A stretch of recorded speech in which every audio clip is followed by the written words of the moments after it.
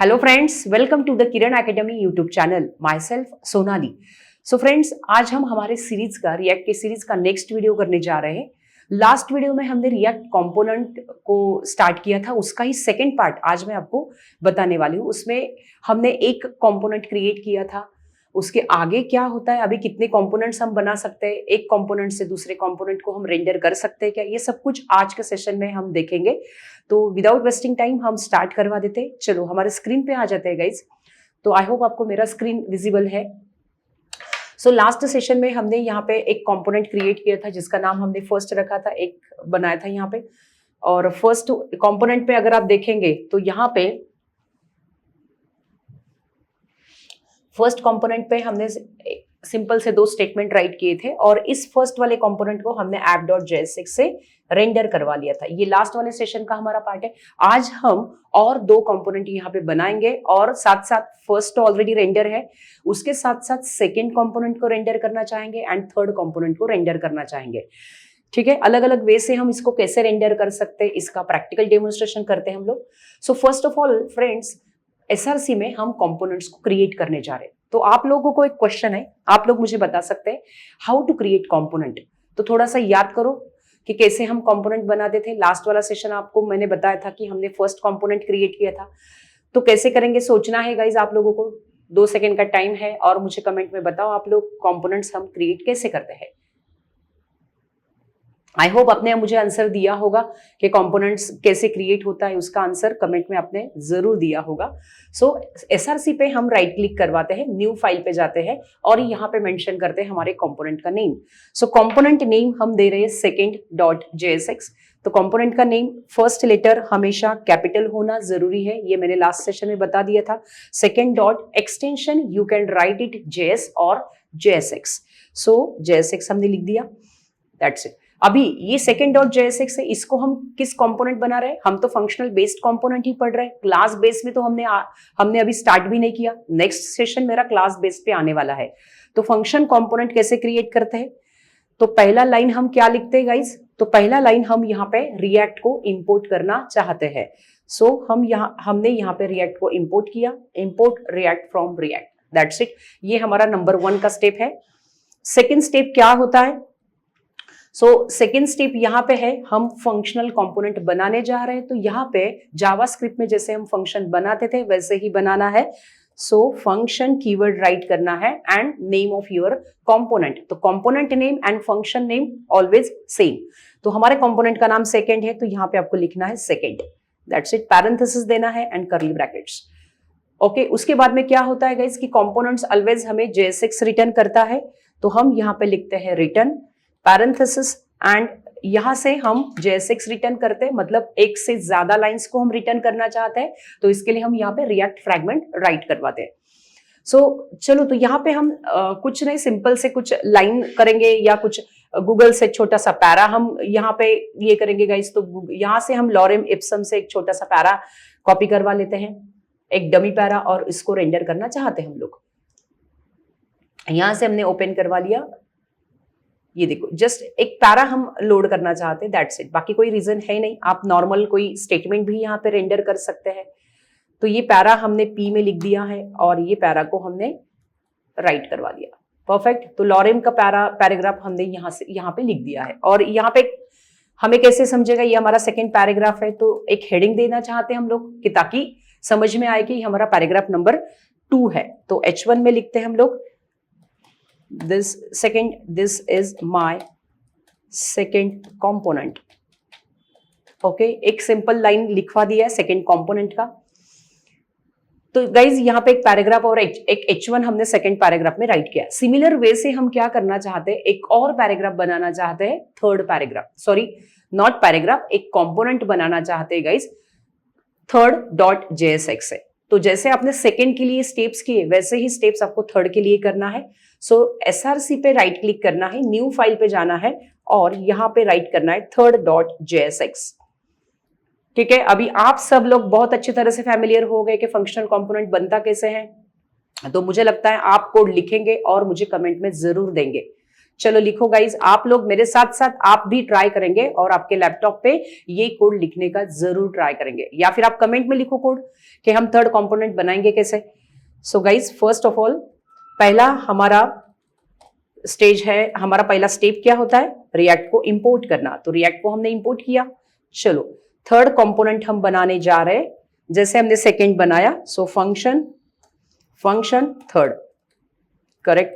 और यहां पे function third and again return JSX, so return keyword parenthesis, और यहां पे हम रिटर्न में लिखते हैं, रिटर्न JSX रिटर्न करने से पहले हम लिखते हैं रिएक्ट फ्रैगमेंट वाला सिंटैक्स, दैट्स इट। तो चलो यहां पे क्या करवा देते हैं हम लोग, यहां पे एक HR डाल देते ताकि थोड़ा सा सेपरेशन रहे, मतलब फर्स्ट कंपोनेंट का पहले आउटपुट देखना चाहते हैं, उसके नीचे सेकंड कंपोनेंट का आउटपुट देखना चाहते हैं, उसके बाद में हम थर्ड वाले कंपोनेंट का आउटपुट देखना चाहते हैं, तो थोड़ा सेपरेशन रहे, इसके लिए मैंने एक HR लाइन प्लेस करवा दिया है, दैट्स इट। और एक स्टेटमेंट, एक सिंपल स्टेटमेंट डाल देते हैं, this is third component, this is third component, that's it. एक ही स्टेटमेंट हमने डाल दिया है गाइज, ओके। तो यहाँ पे मैं थोड़ा सा स्टाइलिंग भी बताना चाहूंगी आपको, यहाँ पे जो आप नॉर्मली CSS में स्टाइलिंग करते थे वैसे रिएक्ट में भी, बिकॉज ये हमारा JSX पेज है, तो क्या हम इस पे स्टाइलिंग कर सकते हैं क्या, डेफिनेटली कर सकते हैं, उसका भी एक सेपरेट वीडियो आएगा। बट अभी शॉर्ट लेवल पे मैं स्टाइल, अगर आप यहाँ पे कलर वगैरह कुछ देना चाहते हैं, CSS का इनलाइन स्टाइल लिखना चाहते, तो जैसे आप CSS पे लिखते थे वैसे ही लिखना है स्टाइल, और जस्ट यहाँ पे कर्ली ब्रैकेट्स में स्टाइल लिखना होता है गाइज। नॉर्मली आप डबल कोट्स में स्टाइल देते थे, बट रिएक्ट में अगर आप इनलाइन CSS लिखते हैं तो उसके लिए आपको सिंटैक्स यूज करना है डबल कर्ली ब्रैकेट्स, और यहाँ पे स्टाइल लिखना स्टार्ट करना है। चलो तो इस एक लाइन को थोड़ा शॉर्ट हम कलर देना चाहते हैं, और जो कलर आप देंगे उसको सिंगल कोट में लिखना जरूरी है, दैट्स इट। तो ये देखो हमने दिस इज थर्ड कंपोनेंट को एक कलर दे दिया है ब्लू, सेकेंड कंपोनेंट को भी थोड़ा सा स्टाइल देना चाहते हैं हम लोग, ये वाला जो हमारा टेक्स्ट है, this is my second component, इसको भी आप स्टाइल कैसे देंगे, style and double curly brackets. तो थोड़ा स्टाइल भी आपको इस वीडियो में समझ में आ जाए। स्टाइल में हमने लिखा यहाँ पे कलर कोलन रेड, ओके। देखो गाइस, तो हमने यहाँ पे दोनों को थोड़ा स्टाइल दे दिया है, और फर्स्ट वाला ये जो हमारा कंपोनेंट है, दिस इज फर्स्ट कंपोनेंट, ये जो है इसको भी हम एक स्टाइल देना चाहते हैं,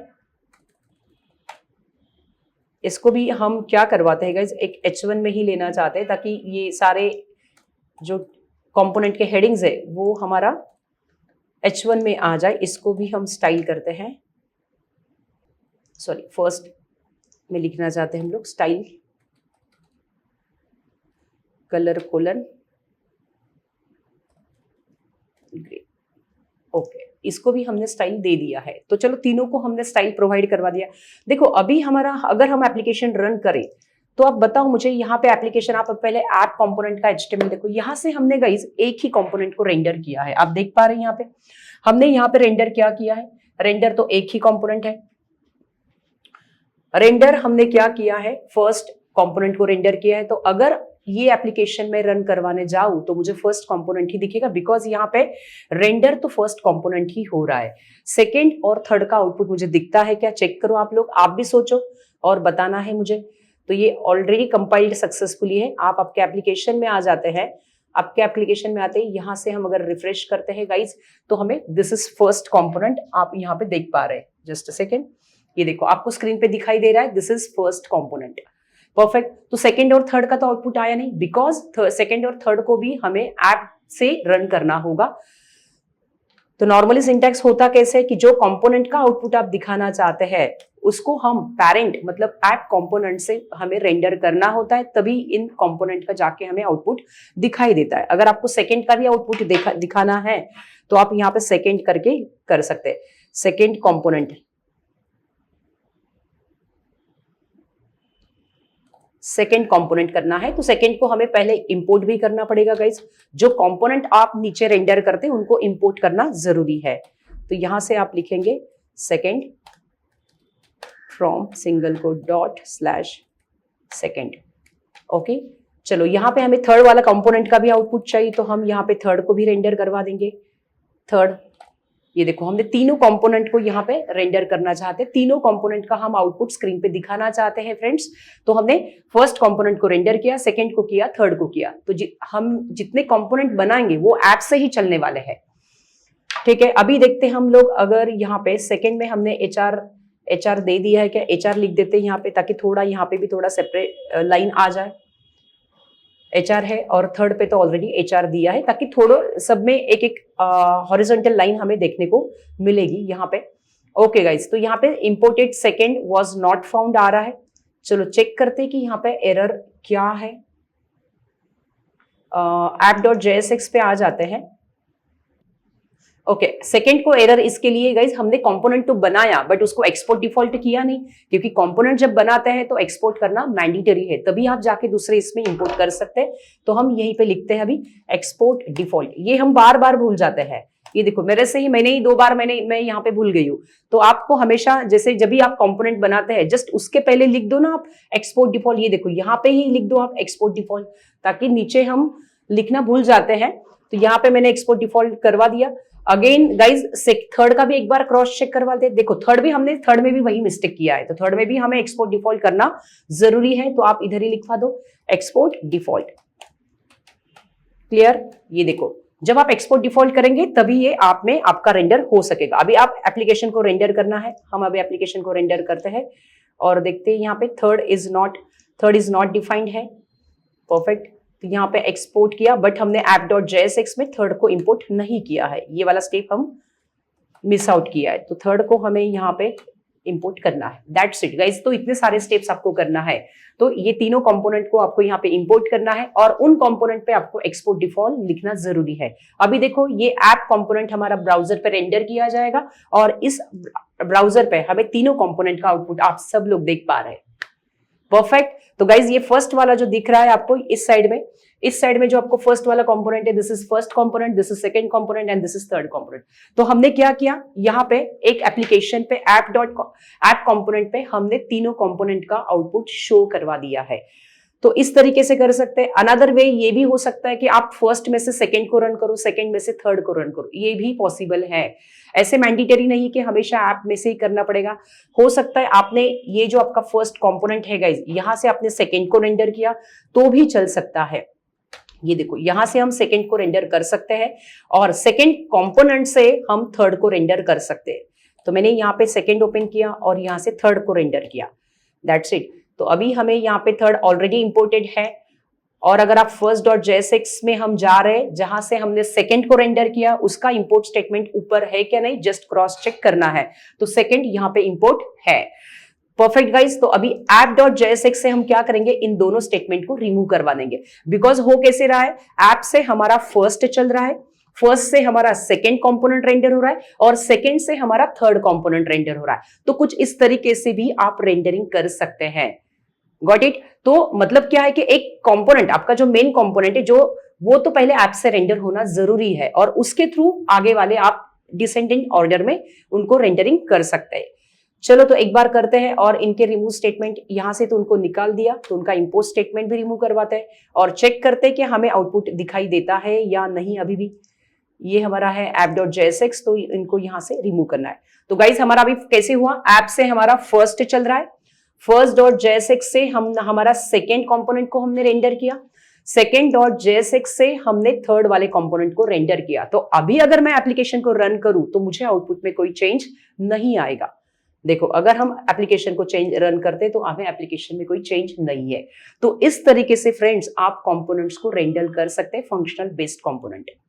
तो आई होप आपको अंडरस्टैंड हो गया होगा कि कंपोनेंट्स क्या होते हैं, फंक्शनल कंपोनेंट बनाए कैसे जाते हैं रिएक्ट में, और कंपोनेंट रेंडर कैसे होता है। एक कंपोनेंट से दूसरे कंपोनेंट को रेंडर, एक कंपोनेंट से हम दूसरे कंपोनेंट को रेंडर कर सकते हैं क्या, तो इसका आंसर है यस, डेफिनेटली कर सकते हैं। ओके, तो आई होप गाइज अगर आपको ये वीडियो, सॉरी एक का कट कर सकते हैं। तो आई होप आपको ये वीडियो अच्छा लगा होगा। अगर आपने एंड तक वीडियो देखा है तो आपको कंपोनेंट्स वाला जो सेक्शन है रिएक्ट में वो अच्छे से अंडरस्टैंड हुआ होगा। अगर इनकेस फ्रेंड्स, आपको कुछ भी डाउट है, कुछ एरर आता है या आपको पर्सनल अटेंशन की रिक्वायरमेंट है, ऐसे कुछ लग रहा है, तो आपको नीचे डिस्क्रिप्शन में नंबर दिया है, उसी के ऊपर कॉल करके आप आगे इंक्वायरी कर सकते हैं। और अगर आपको इस सेशन में भी कुछ डाउट है तो जरूर मुझे कमेंट करो, कमेंट में आंसर आपको जरूर दिया जाएगा। और ऐसे ही सीरीज को फॉलो करते रहना है guys. Thank you for watching this video. Bye bye.